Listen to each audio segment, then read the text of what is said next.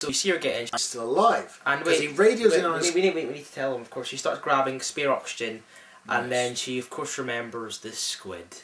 That she locked in her room. Which is part of that. So she pulls up... So now it's grown. And she pulls out her... she manages to get a futuristic fire axe, essentially. Yes. And she's wandering along the ship. And then in that part in the trailer, she gets against the door. Smack, hits right off the door. And then David radios in. It's a giant squid now. It comes out about baby size. Now it's, you know, giant squid material. Seriously, amazing stuff. And then David radios in. That the jockey is now really pissed off and is coming to get her. And instead of having a big dramatic sneak around after each other, you just see the jockey just rips the door open, runs right at her, and then she pins her against the wall. She goes, "Die!" Hits the door. Door opens. The squid envelops the jockey. It is a bit of a sort of struggle. As she tries to break away. She is crawling under the tube, gets her leg caught, kicks it off, crawls away. And she eventually manages to escape, leaving the jockey to fight the squid. Which, amazingly, the squid turns out to be another impregnator. It's pretty much, as you notice, when it envelops it, as a giant face hugger, because it falls right on top of it. It's a massive face hugger. It does the thing down the throat and then just flops on top of it. Yes, and you see the whole thing where it's like, and eventually kills itself. So she escapes and she's sobbing away because she's all alone. She thinks she's finished, but then David reveals that there's another ship. A whole fleet. And he believes, and this of course this links to Alien, and then he believes, because obviously that was just one of the few ships. Oh yes. So she calibrates the, and he says he can calibrate for Earth, and she just goes, "I want to go to Earth. There's pretty much nothing there for now. I want to go where they came from." So, and she wants to know why they want to destroy them. She believes she has a right to know. She believes she has a right to know. So she goes and retrieves David. And his body. And she literally puts his head in a bag, and then she zips down the ship, and then we get the sort of Star Trek epilogue. You know, I am kind of like at the end of Alien. I am, you know, this is Ellen Ripley, the only survivor of the Nostromo. This is Elizabeth Shaw. I am out there, and I'm still searching.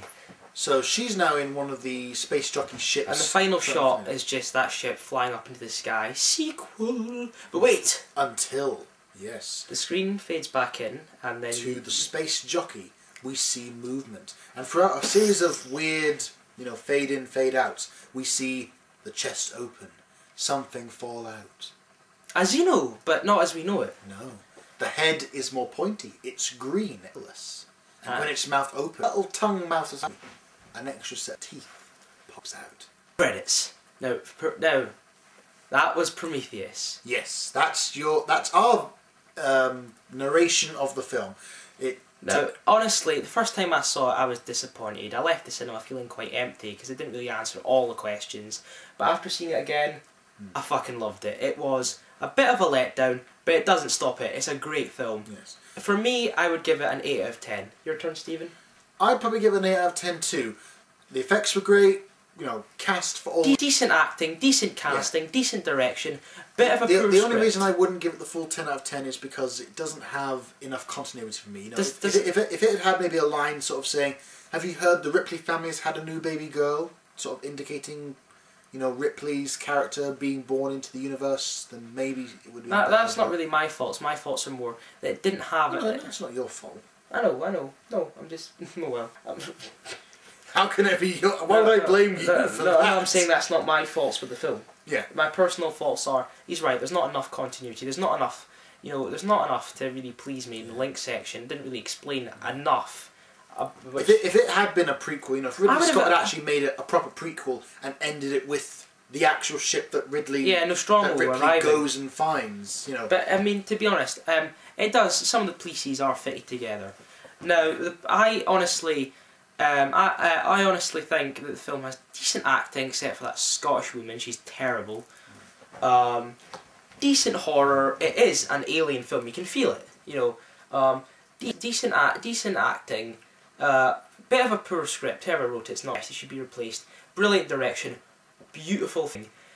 3D. I see. And both times I saw it. The first time I saw it was on opening day in the UK, and it was in 2D. and I liked it. I was disappointed a lot, and I felt I did leave the cinema thinking that was a bit disappointing, and I was a bit upset about that because I've been ever since I read the cover story in Empire, I've been gagging for this film. I've been so excited for it, and I finally seen it, and then and then of course I was a bit felt a bit empty after all this 3 years worth of build up, but then.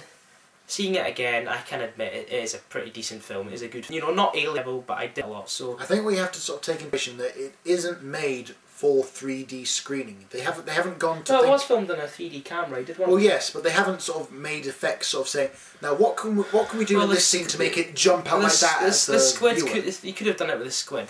Well, yeah, they could have, but they've thought, since you can't really release the DVD in 3D, then... Well, you can, it just doesn't look very good. No, they still give us the green and the red and blue glasses, which still anyway, work. so, I still have both my ticket stubs, I'm a sad bastard, and these are the glasses that it was viewed with. He'll show these to his grandkids one day. Hey Sonny, these are the glasses I viewed the film with, just imprinted on the lenses.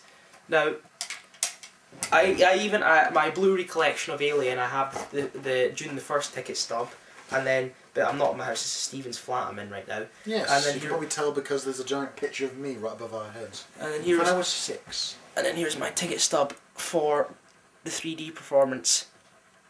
It doesn't really show on the camera. No. But that basically the stub from the ticket he keeps.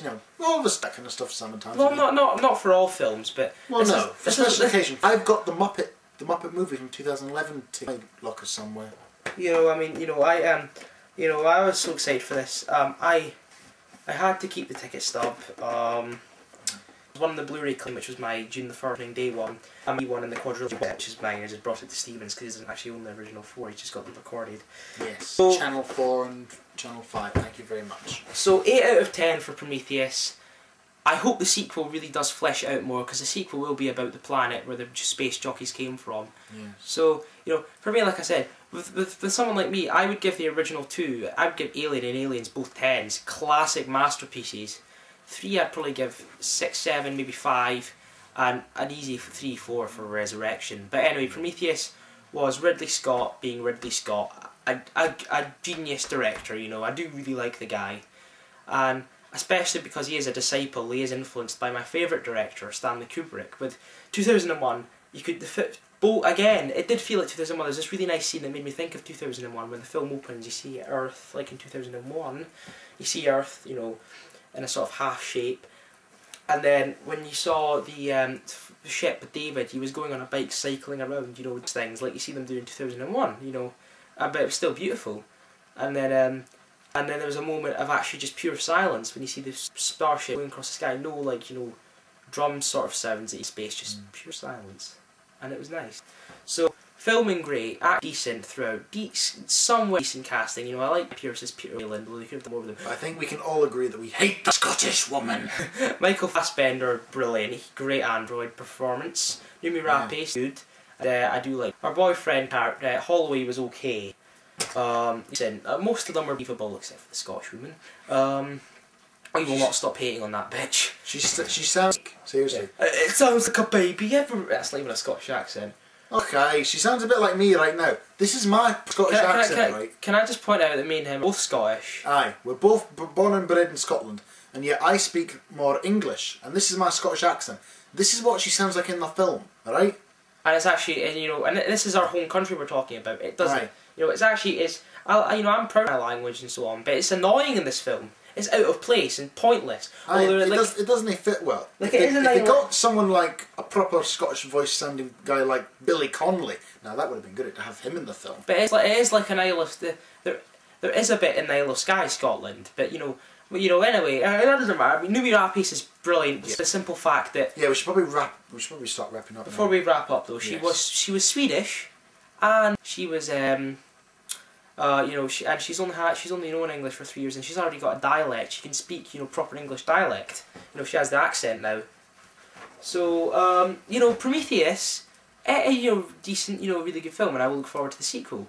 But I must admit, it could have gone a lot way further with it. What else? But before we go, about Men in Black. We saw that tonight as well. Yes. But we'll maybe do a part 2 because tonight was all about Prometheus. Yes. So Ridley Scott, we salute you. You know. Hope the sequel's coming out like soon. Well, soon in film terms. And 2015. Catch you later, YouTube. Allons-y. Mm-hmm.